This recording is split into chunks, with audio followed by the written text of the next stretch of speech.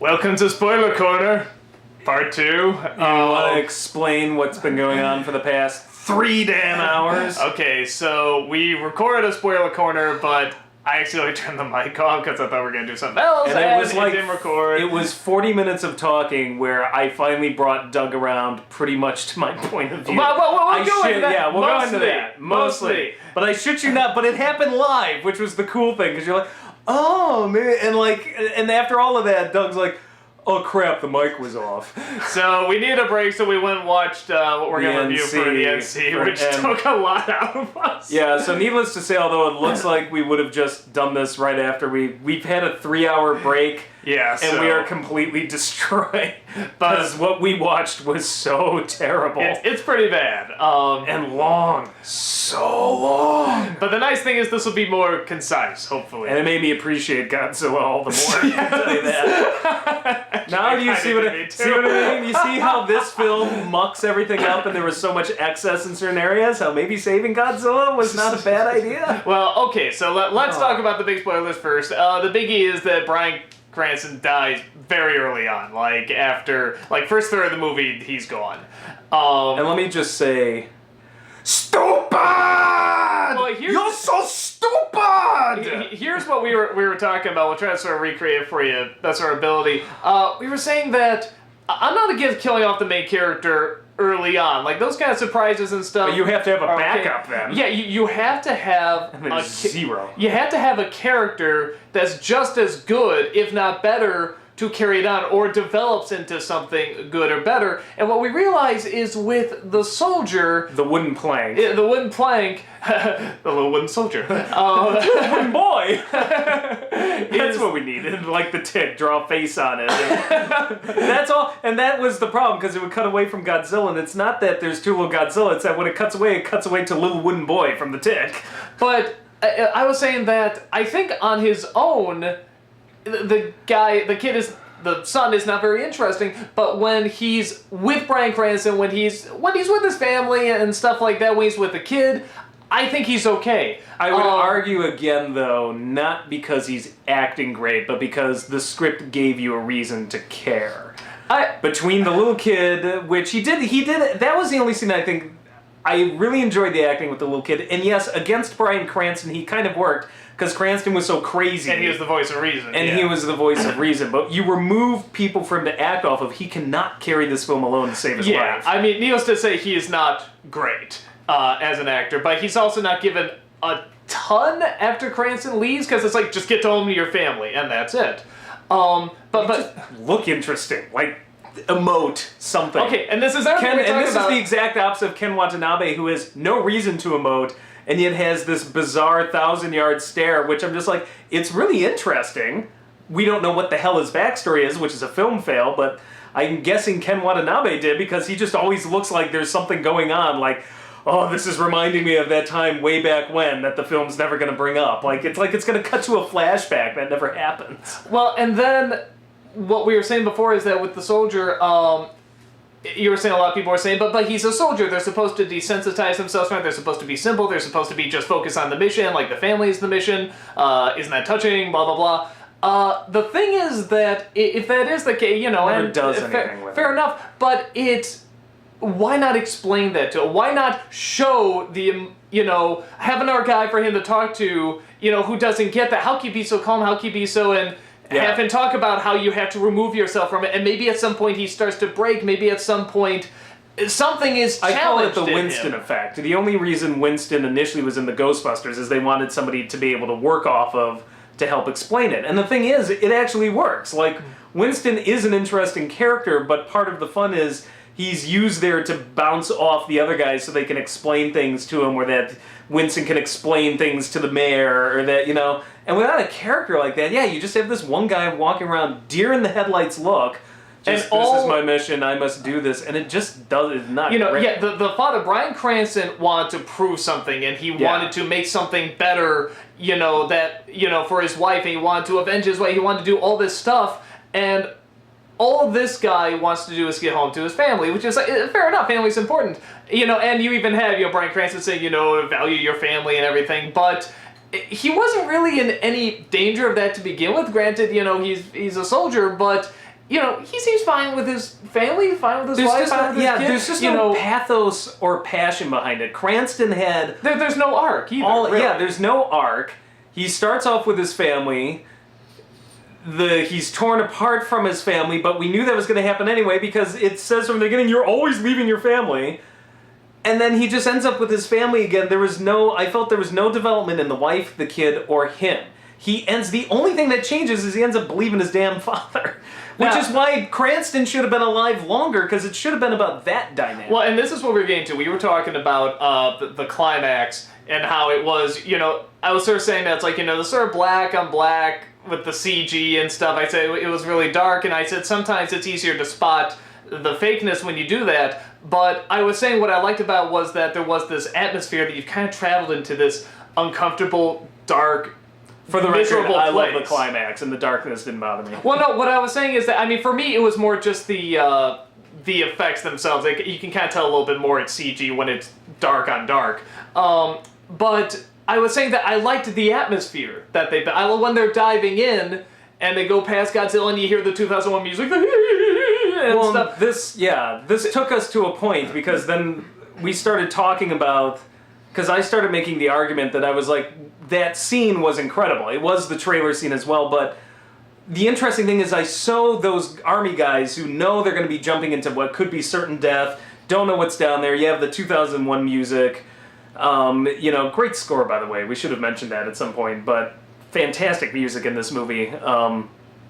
Alexander Desplat, I think. But so anyway, they're jumping, and I'm like, I really wanted to be wrapped up in these guys, like really care about them, and I cared about them a little because it was such a well put together scene, and I sat there though as they jumped, I just thought, it's such a shame I don't give a crap, because I should be terrified. I should be like completely in with these guys and just totally gung-ho, and this is gonna be amazing, and they may die, and I'm like really concerned for these guys, and because it was such a badass scene. And then what I was getting to is I said, what if, I thought in my head, what if either Bryan Cranston, wouldn't make sense why he'd be on there, but Bryan Cranston or a character the equivalent of the amount I care and got into Bryan Cranston was on that plane, and he was jumping out, and he was flying past the monster and concerned about just filled with terror, and he wants to get back, he wants to avenge his wife, he wants to make sure that his life means something, but there's this monster and he has to do this because this is what killed his wife, all this stuff, and the fear that he felt was so real. What if Bryan Cranston knows what his son is doing, and his son is going to jump out of a plane, and now he has to face the reality,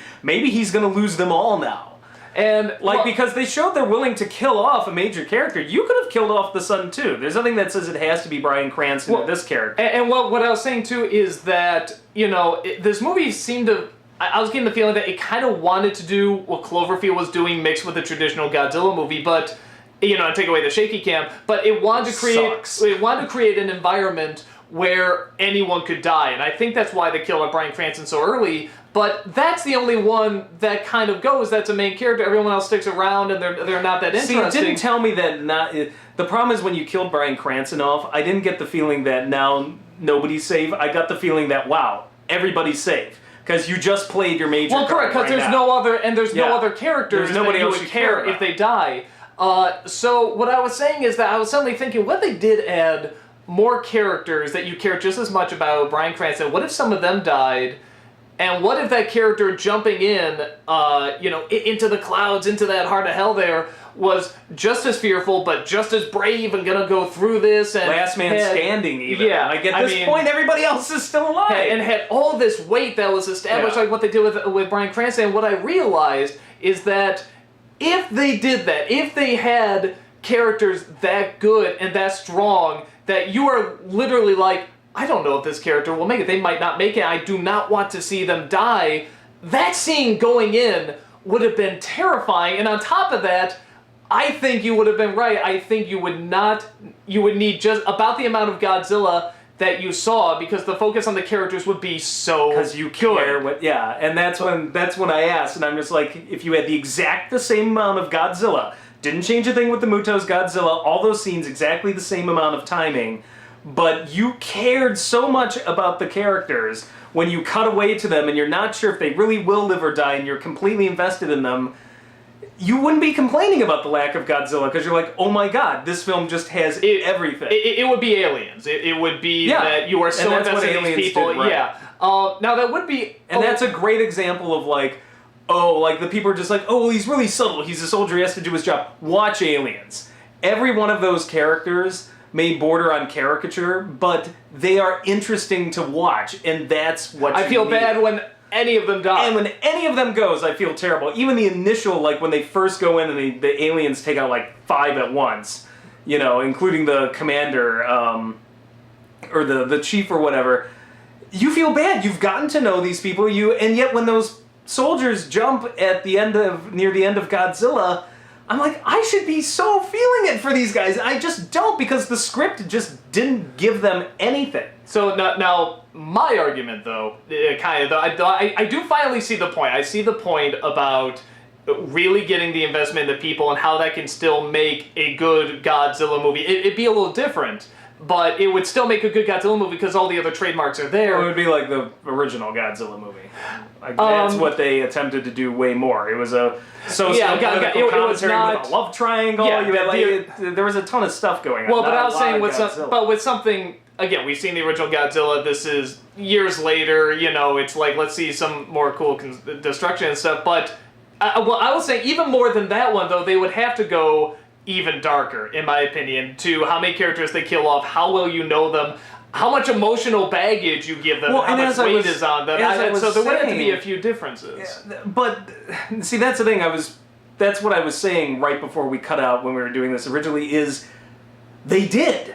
And it was with Bryan Cranston. Yeah, but no, everything not just him. They need other characters. I agree, but that's the thing. They proved conclusively that you could make this dark, messed up, but entertaining at the same time. Bryan Cranston was entertaining to watch. It was a tortured performance, it was a good performance, and it straddled that line of just hope, just the right amount of crazy hokey, but also really dark to get through. You understood what he lost. The scene where he loses his wife is fucked up. Yeah, it is a great scene. I'm like, this is torture. Like, I'm like, when she comes up against the window and is like, and the door closes. But it's still a Godzilla movie. That's it's why still a Godzilla movie. It's still Godzilla. That's still very hard to do. It's very hard to do. It still works. And for some reason, the second they kill Cranston off, they just ditched all of that, chucked it out the window. And I'm like, had you kept going with that, this movie would be a really great one instead of just a good one. I think it's a good movie. But I can't call it great because that one problem is there. And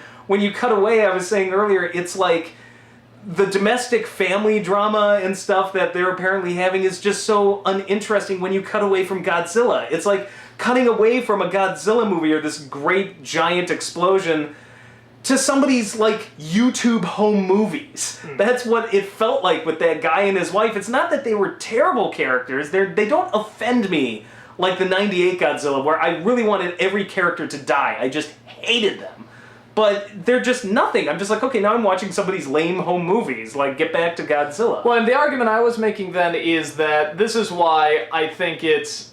If you're not going to fill it with those people, you might as well fill it with the action, to make it a Pacific Rim, make it an action movie, you know, go that route. But now what I was saying is that, and that's still my argument. If you're not going to do one, you know, do the other. But then I just get sick of that. No. But I do now at least see the argument, because going in, somebody was asking me at a con, you know, well, what do you think of the new Godzilla movie? What are your thoughts about it before it came out? And I was saying, I just don't want to see a movie where people are just like, oh God, Godzilla, because I'm like, it's a Godzilla movie, come on, just have him destroy stuff.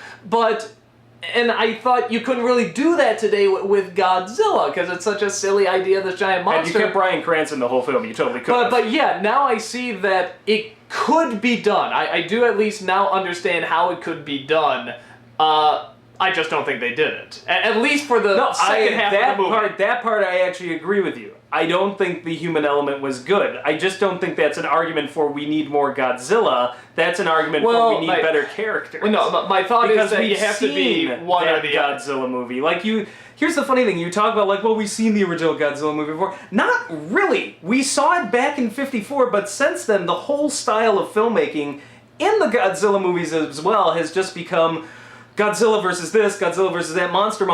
We've got Pacific Rim, which I do love Pacific Rim. This isn't an insult to Pacific Rim, but the one kind of weakness for me is, after a while, I kind of get sick of them just punching each other. We get Transformers, where it's nothing but them punching each other. Man of Steel, where it's nothing but people punching each other for hours. After a while, it gets old, and I would rather take this style, where even if the characters are bland, I'm like, okay, I sit through and wait in line through some bland characters to get just the right amount of Godzilla that leaves me wanting just a little more. But I'm satisfied, because like, I want more. I don't leave the theater going, I've had enough, I don't want to see this again. You know, I leave happy, just like, that's like a good meal, like I want more. I'm not stuffed and I'm gonna vomit. See, if the characters were strong enough all the way through, that's what I would say. But because they weren't, that left me with this big, gaping, empty hole of just monsters looking around for this guy you don't care about, you know, or is not very interesting, and just going through the woods, going through these places, and skipping the cool action stuff. My thought is that at least fill it with the cool monster stuff. See, I would rather they focus. If they had to choose one, I thought the action was so well done, and the way they captured everything in those scenes was so well done. I would rather they focus on 20 really good minutes of Godzilla doing what he does, rather than sloppily putting together 2 hours of Godzilla just, you know, running around and destroying things. Like, because after a while, you just can't keep up the momentum. It just gets old. And I'm like, this was, you know what it is? This is like a 20, this is like the difference between eating like a 5-star meal, really like, that you had to wait for, like forever, versus just going to McDonald's and getting it really fast. You got more food with McDonald's, you got it faster, but it's like, man, like the quality of that other meal was so good. It was just worth the wait. I mean, I get it. I think you could possibly satisfy both if you didn't go the route with having the really, really interesting characters, instead go for the very quote-unquote normal, boring guy, which I still make the argument normal people are people you don't know very, very well, so make us know them, make them interesting, make them strange, you know, make them it's not just the acting. I will give him credit. It's not just the acting. The script doesn't give much either. Like, the script threw everything for some reason into Cranston. We never find out about Ken Watanabe's backstory. We only know about the son's backstory just through his relationship to Cranston. I never know anything about his wife.